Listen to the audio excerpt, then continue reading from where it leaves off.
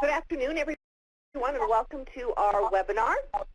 I'm hearing just a little bit of background noise, so if you are on the phone, if you could just mute yourself, that would be great, and that will just take care of all of that background that's going on. My name is Lori Bedford, and I am with the Center for Faculty Excellence, and it's my pleasure to be here today with our presenter, Dr. Kathleen Simmons. Kathy's going to talk to us today about culturally responsive teaching. I'm really looking forward to this presentation. But before we begin, just want to talk about a few housekeeping things. First of all, if you've not been in Adobe Connect before, or if it's been a while, you'll see in the center of your screen is the biggest box, and that's where the PowerPoint presentation will be displayed.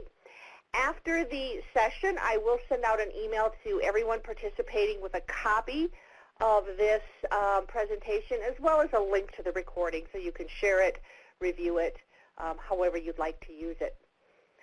We also have a few other boxes off to the side. To the right, you see all of our colleagues who are here participating today. To the upper left, we have closed captioning, so if you need that service, you can follow along there. And just below that, we have a chat box.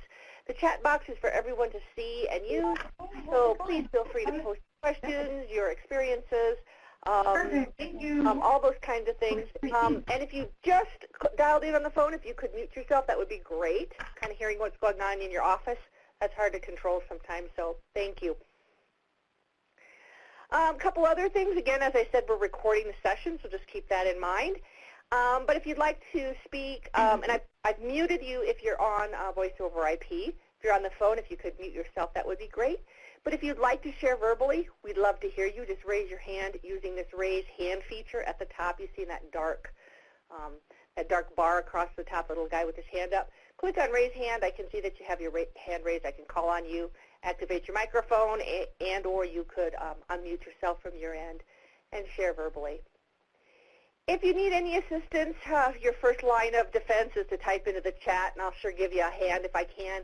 If not, in the upper right-hand corner, the very upper right-hand corner of your screen, there is a help. That takes you directly to Adobe Connect, and they're very prompt and helpful if you're having some technical difficulties that I'm unable to help you with today. So with that, again, if you've got some questions or you need some help, type that into the chat, and I'll do that. If you have questions, type them into the chat, raise your hand, and I'm going to turn it over to our presenter. She'll introduce herself and the topic today. Kathy? Very good. Thank you, Lori, and welcome, everyone. I'm Dr. Kathy Simmons, and I'm in the College of Management and Technology, and I'm the Program Director for the Master of Science in Project Management and the Bachelor of Science in Information Technology and the Bachelor of Science in Computer Information Systems. And I want to welcome all of you today. Before I get started on the actual presentation, I want to give you a little bit of background of really how this came about and how it evolved. We actually did present this in 2016 at the Summer National Faculty Meeting. We did a live streaming of the presentation, but unfortunately the recording isn't available anymore, so I was asked to present this again. I want to acknowledge Dr. Austin Umazurke, who co-authored the original presentation and also presented with me back in 2016. So back in that time, we had been noticing in the College of Management and Technology, and actually it was true across the university, we were seeing a significant increase in enrollments of international students in our programs.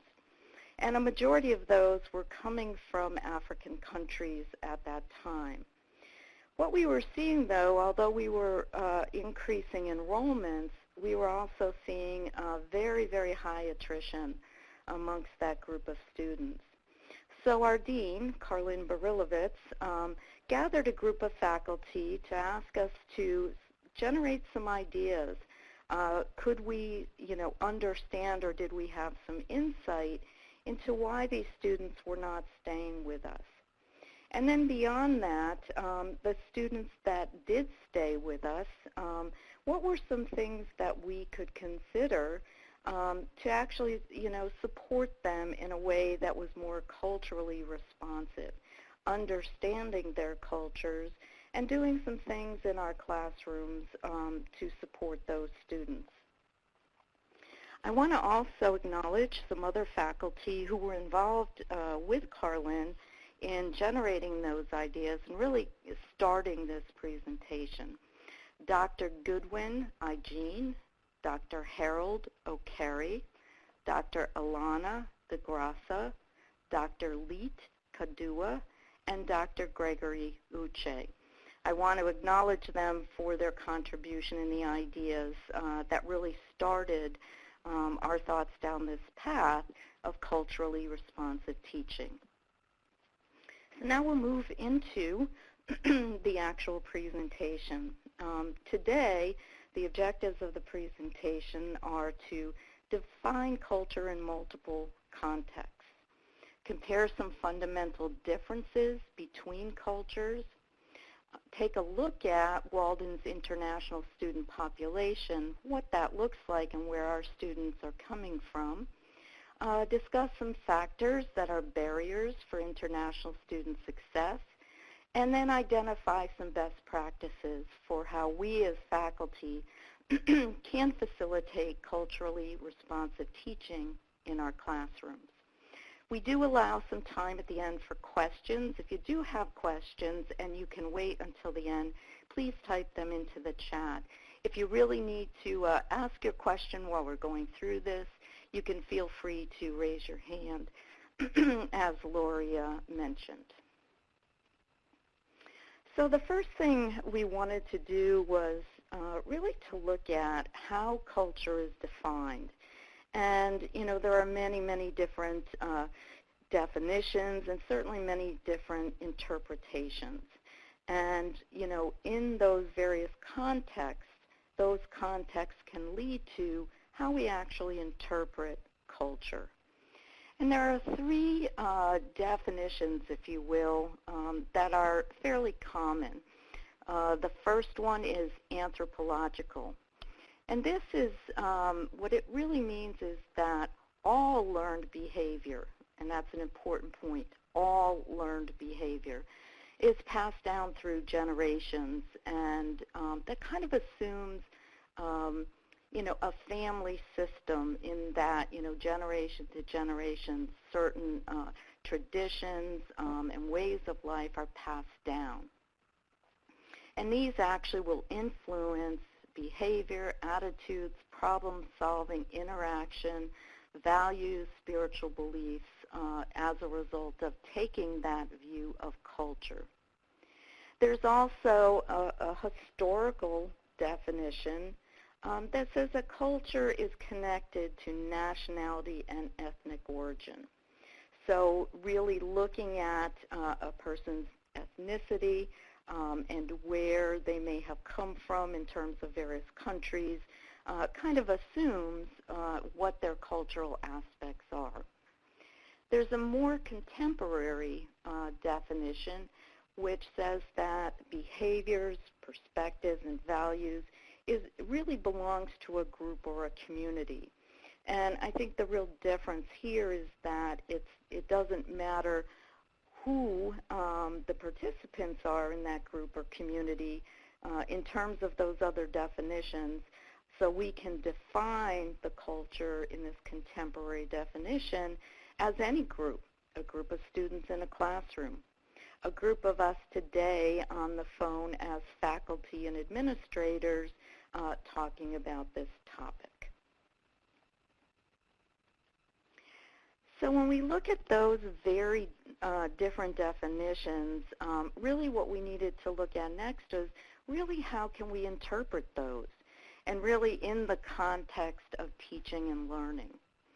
The anthropological view is really broad and all-encompassing, and if you remember, I pointed out that we were really saying that every aspect of a person was influenced when we take this anthropological view of culture.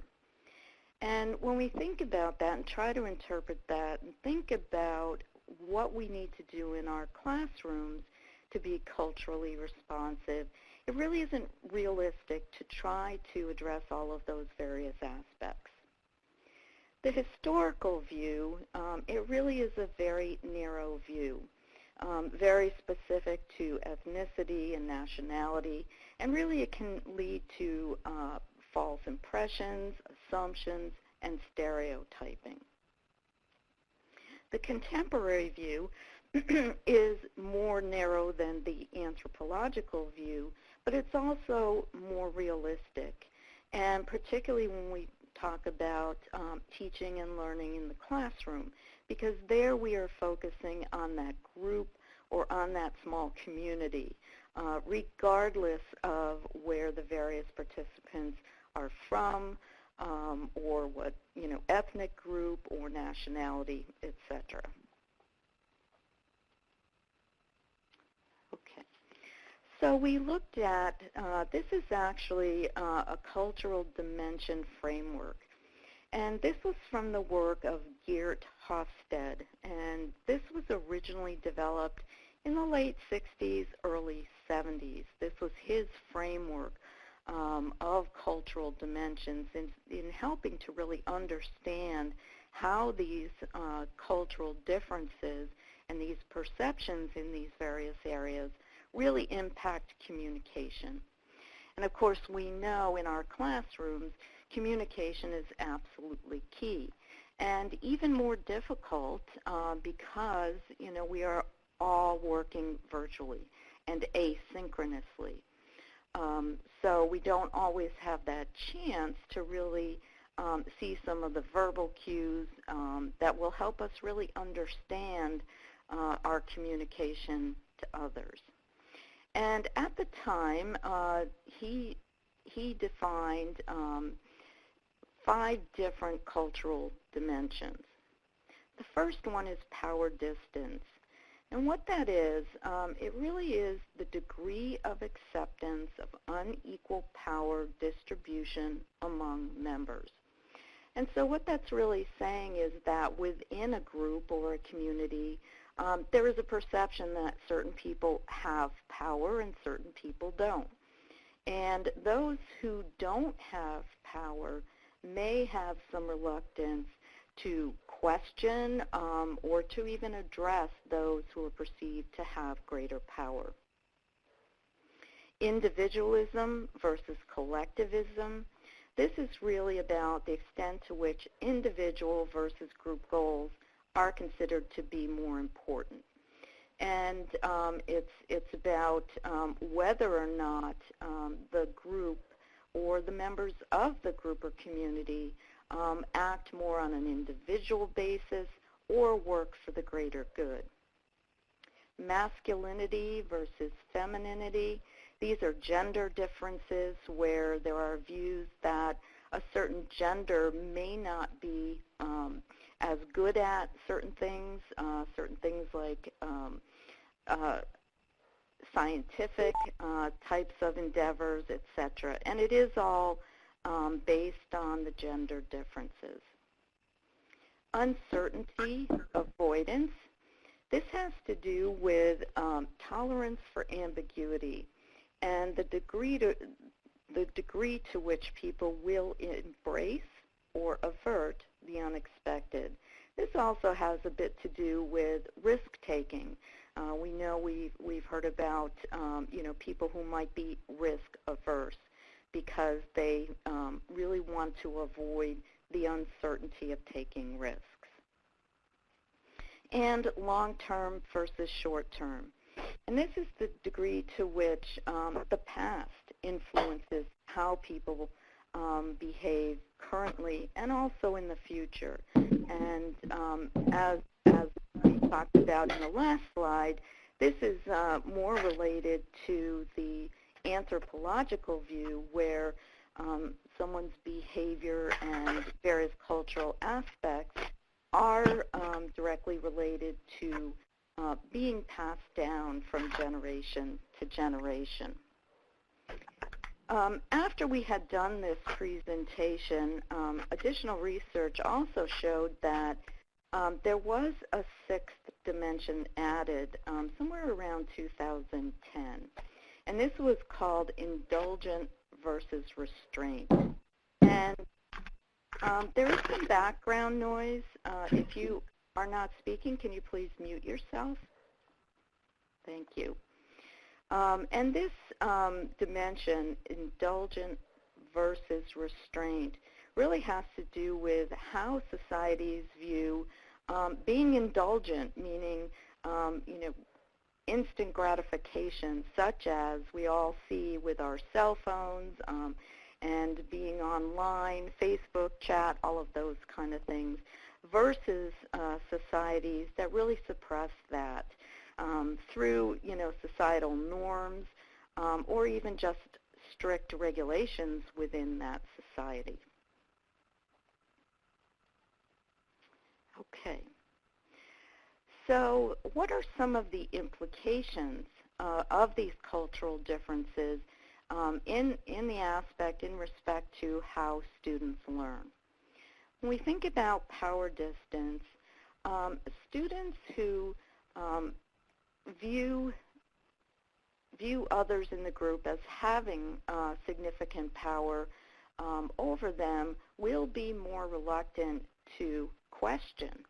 So, for example, they will see faculty as the ultimate authority in the classroom.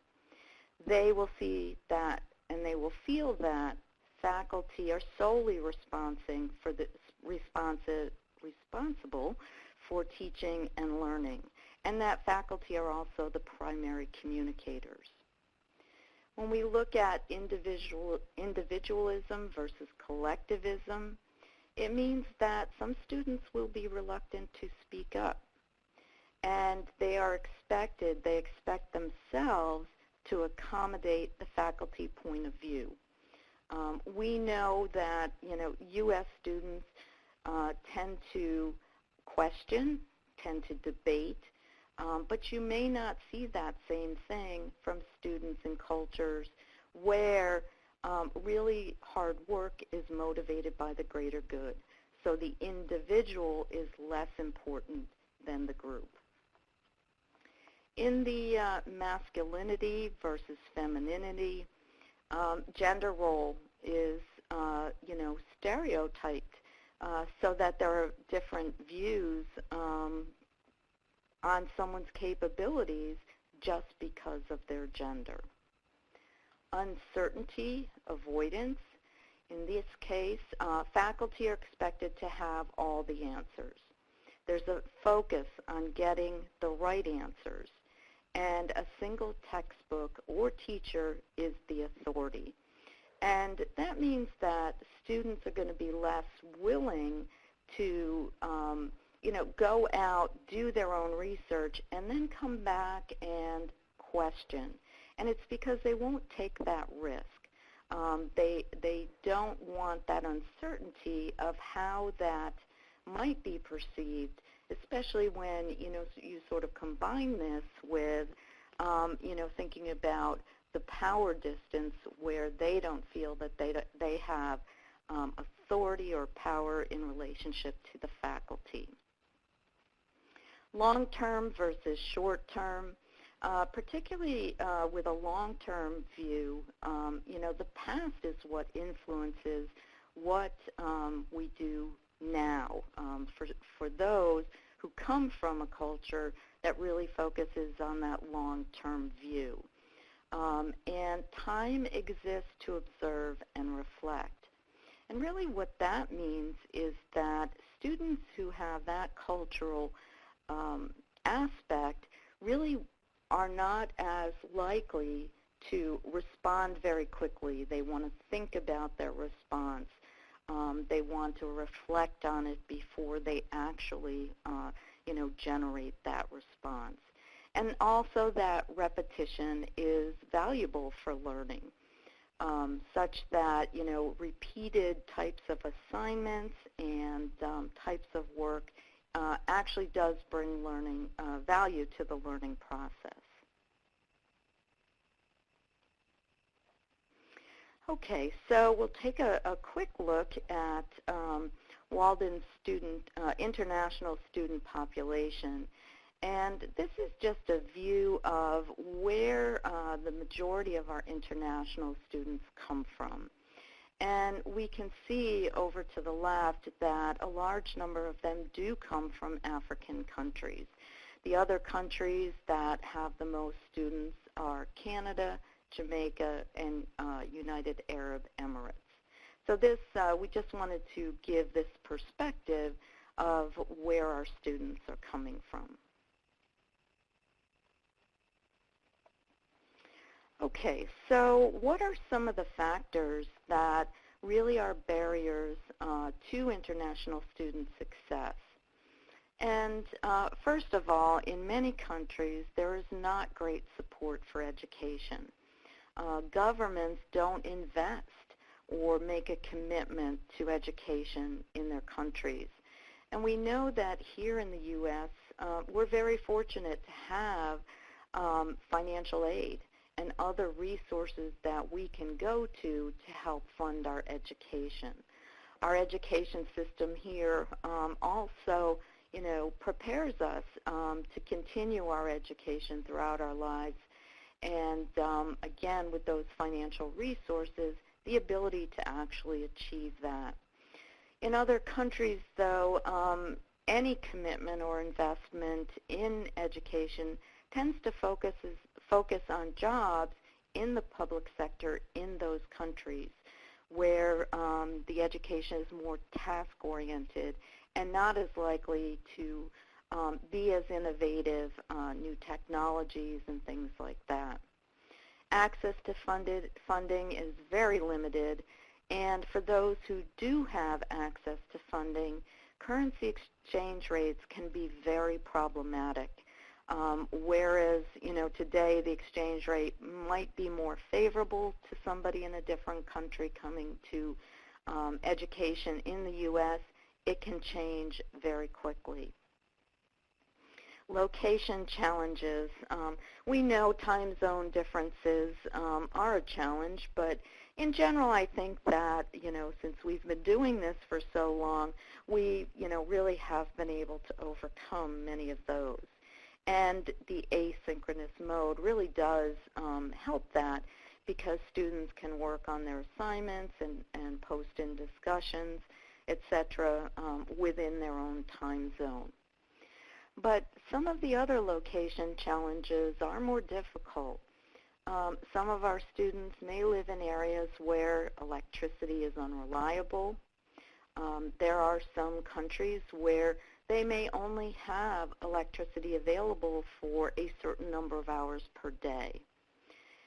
Internet connectivity and low bandwidth issues, and we actually saw this last year where we had a situation where internet service was suspended in Ethiopia, and that certainly impacted any of our students who were from that country.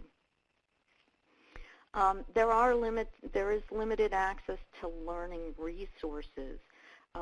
They don't have, libraries like we do, the physical libraries where students can get access to learning resources, and not only, books and periodicals, things like that, but also to people such as librarians.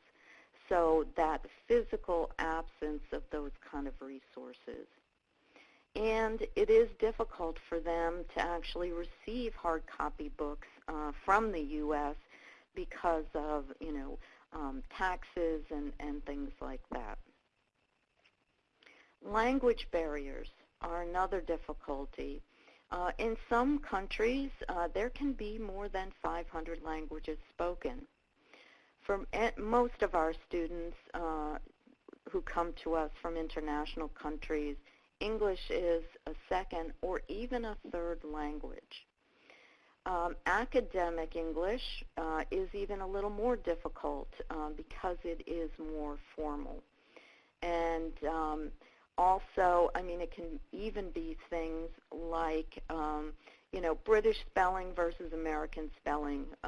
We may run a spell check on a student's paper and see that, organization with an S that is British spelling, but we might mark it wrong without understanding that it is correct in their language. Okay, now also looking at, instructor and authority, kind of going back to that power distance dimension, students who view the instructor as the authority figure, won't necessarily initiate a relationship with the faculty, won't necessarily reach out to get to know the faculty, or even ask for help or clarification, or question a grade or feedback on assignments. And so, from that perspective, the student isn't able to fully take advantage of our faculty's knowledge and expertise. And certainly, there are times when, questioning a grade or feedback is absolutely appropriate, but students who have that view of authority are not as likely to do that. Writing skills, and we know that writing skills really are an issue, and it's not just really with our international students, but they struggle more because, again, English may be their second or third language. We're asking them to write in an academic form that they are not familiar with. And then, we also bring in, academic integrity and rules around academic integrity, such that, they may engage in plagiarism because we really have not helped them enough understand what academic integrity means and various ways of paraphrasing. Isolation. Particularly students who come from cultures that are very, family-centric, in that, traditions, etc., are passed down through generations. Relationships are very important to them. And the asynchronous mode doesn't always facilitate that relationship building. It's a little bit more difficult when you don't, see that person face to face. And when you couple that with the views of authority, it can be more difficult for these students to build relationships. It is difficult for students in our doctoral programs to attend residencies in the U.S. And there can be this sense of isolation from a lack of social interaction, and that sense of isolation, and we know that's true for all of our students, can be a factor in students not staying in our programs. Okay, so what are some things that we can do as faculty to consider these different dimensions and better support our international students? Well, in terms of instructors and authority, first of all, we do generally know, our international students, and, we certainly can, find out where our students are from and understand a bit about their culture. So it's important for us as faculty to reach out to students, particularly if we see that there's some struggling. When we see some writing issues, for example, rather than sometimes we get a little strict about, our policies on academic integrity, understand that the students may just need some more information, may need some more training, may need some more assistance to really understand our policies and actually how to apply them. And we have some great resources through our Writing Center, Academic Skills Center. So we need to send our students to those resources to get the help that they need. We want to encourage students to ask questions. We have the opportunity to communicate in our discussion boards, and we always know those students who, are not as participative or don't tend to maybe challenge a bit or debate a topic. So we really want to encourage that. And that really builds trust. Non-judgmental, the ability of students to present their ideas without that judgment in a collegial learning environment. We need to be aware of those location challenges, and when we can, offer flexibility. I actually saw a significant number of students, international students, in our Masters in Project Management, and they were always facing some of those challenges around reliable electricity, internet connectivity, and so I really empowered my faculty to work with those students and offer that flexibility as appropriate. And what's very interesting is that the students who stayed with us were some of our very best students, graduating from the Masters in Project Management, doing some amazing capstone projects that were socially oriented, but yet even at the beginning of the program, we saw some of these challenges, but we worked with them to try to overcome those. And extenuating circumstances. Those can also be related to the family systems in some of these cultures where there are very extended families, and a death of someone that we might think as not a close relative, that in various cultures can be very different. And so we want to understand when students have other issues such as the death of an extended family member, and again, offer some flexibility where we can. Isolation. One of the things that really does help is a personal welcome email or message to these students. I actually was trying that in my project management program, and I got some wonderful responses from students, and I did this with all students, but the international students really expressed their gratitude that I had written them a personal email. They felt honored that I had done that. So something that can help them start to build that trust and hopefully not feel so isolated. We do have many opportunities for social interaction. We have our community, and there is actually a part of our community area that is specific for international students, where maybe they can connect with others from their own countries and help each other. Because we do know in the online environment, those social connections, even if they're all virtual, are very, very important. And in some cases, we might even want to assign mentors to new international students. And I think that is very dependent on the situation, the course, the student, etc. But it's something that we should consider as part of, our desire to support them better support our international students.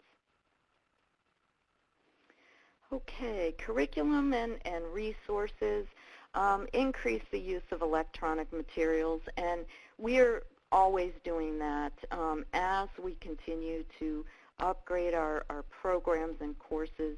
That's always a consideration, and I think more and more we now have the ability to do that through things like Vital Source, which is a textbook supplier that will give us electronic textbooks. For certain technical courses, laboratory simulations can actually help students because they tend to be more visually oriented and they're not as writing intensive. Allow for a non-Western perspective in assignments. I think we still use, textbooks, etc., that are very, Western culture centric. But I think we also really do allow our students to, have their own perspective and convey that perspective in our discussion boards, and I think to an extent in certain assignments.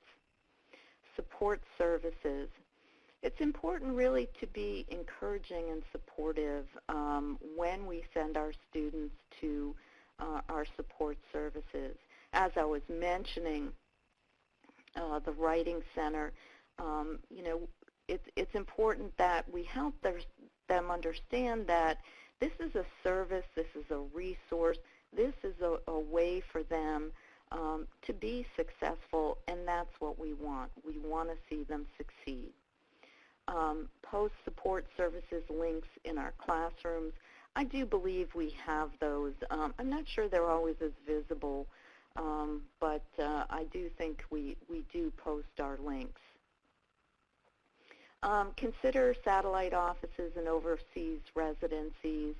I'm honestly not sure, but I do believe we have some international residencies, but I'm not sure, exactly where they are or what areas they serve. Language barriers.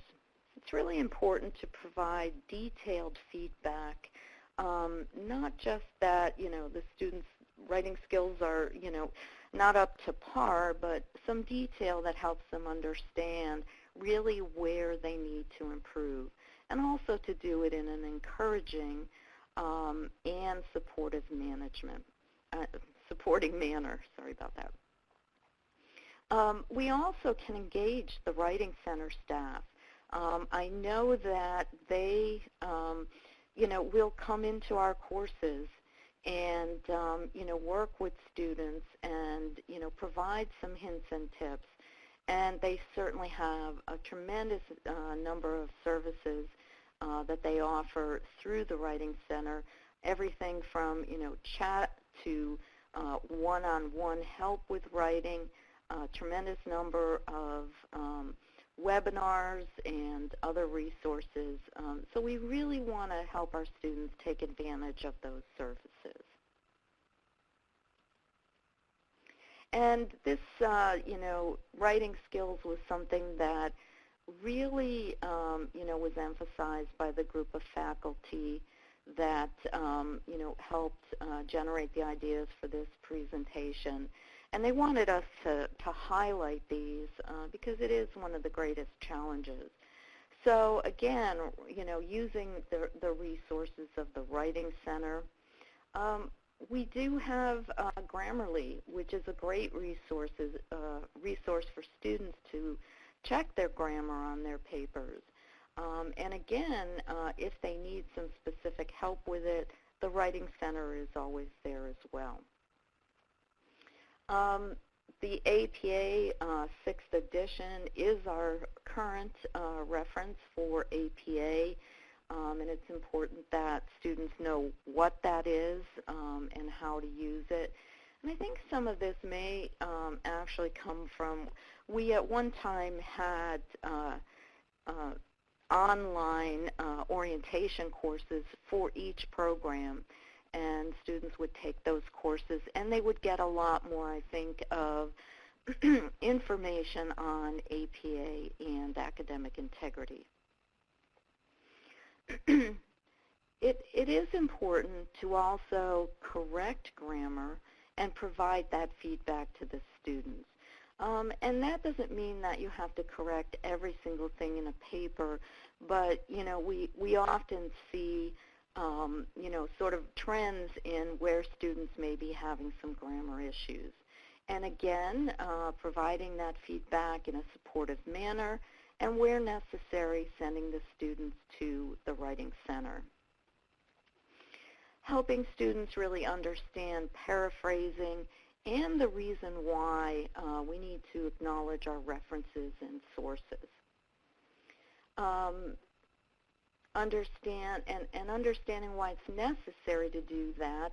We don't have to go into all of our copyright laws and things like that, but just that basic understanding, because it's something that we see is not common in other countries, and so their understanding of the need to do that isn't as great, so we want to make sure that knowledge is there and that they understand why they need to do it.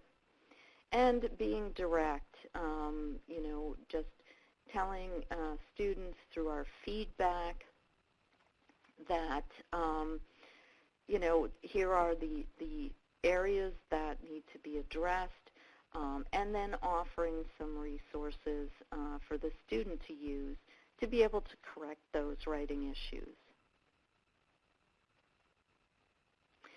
I've just provided some references here of some of the things that we used to create this presentation, and there are some links there that you might find useful.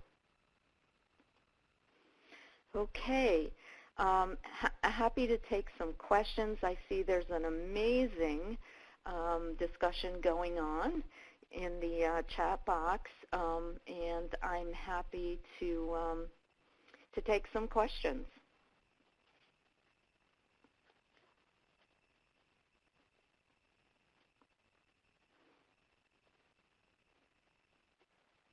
So Kathy, do you want me to go through and identify those questions in the chat box, or have you been able to follow along?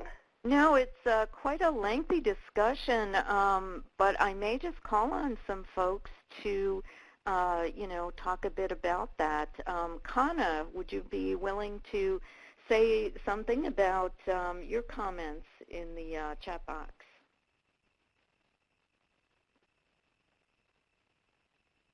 Kana, I've activated your microphone, or feel free to type type in your, okay, you're listen only. But she does say, I have students who rarely read announcements or ask the faculty for them. Do you have any suggestions on how to excite them? So perhaps, yeah, that's a challenge. That's a challenge for, I think, all of our students, reading our announcements, and many times we put some really important information out there. One of the things I find is to just make announcements as short as possible with bullet points,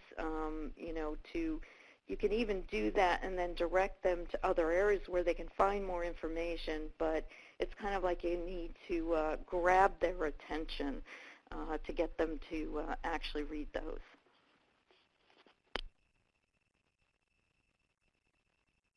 And I do see another question by Dana. She's asking, in the beginning of the presentation there was a slide about where most international Walden students are from. Yes. And the question is this slide across the university and across degree programs, or just in your department? No, this is across Walden. So it's Walden's international students, across the university.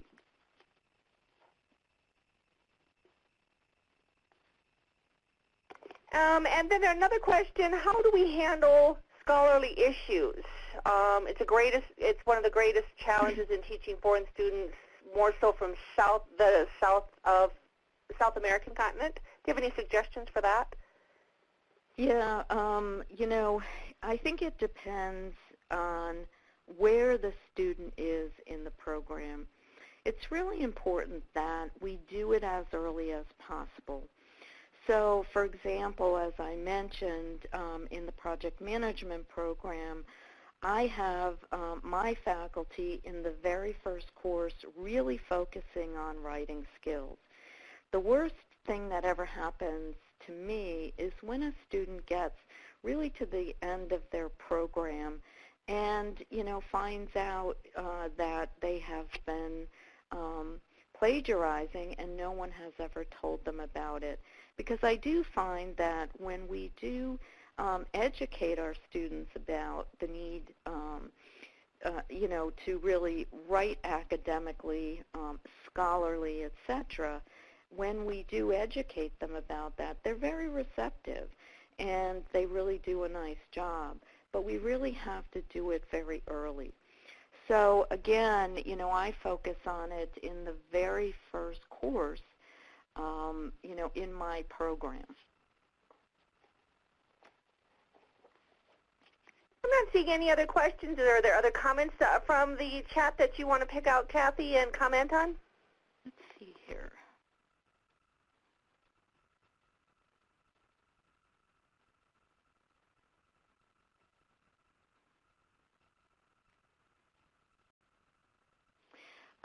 Amika, you had several comments about respect and reluctance. Would you like to comment on that at all?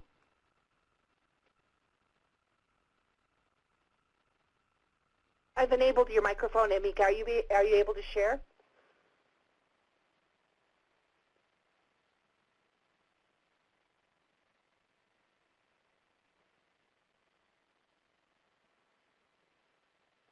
I'm not hearing you. Do you want to type in a little bit more about your thoughts on that in the chat?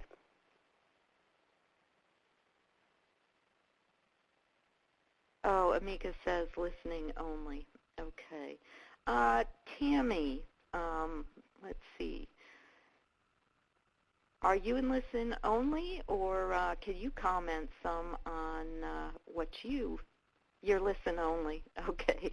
Well, unfortunately then, but reading these comments, I really want to thank you. There's really a wonderful discussion going on here. And unfortunately, we have so many who are listen only because we'd love to hear from you. I don't see anything else. Lori? All right, that's great. And thank you so much for this great presentation. I know I learned a lot from you. And I think that having this recording and this PowerPoint available is going to be a nice addition to the resources that we have for all of our faculty. So as I send this out to you, as I mentioned at the top of the hour, feel free to share this with your colleagues in your programs and, begin these conversations. I think that they're important. So with that, I'd like to thank Kathy. I'd like to thank you for sharing your skills and your knowledge and your expertise with us. It's been a great presentation, and thank all of you for sharing part of your day with us today to talk about this important topic. I wish you all the best. Stay warm, safe, dry, and have a great rest of your day. Thank you, Lori.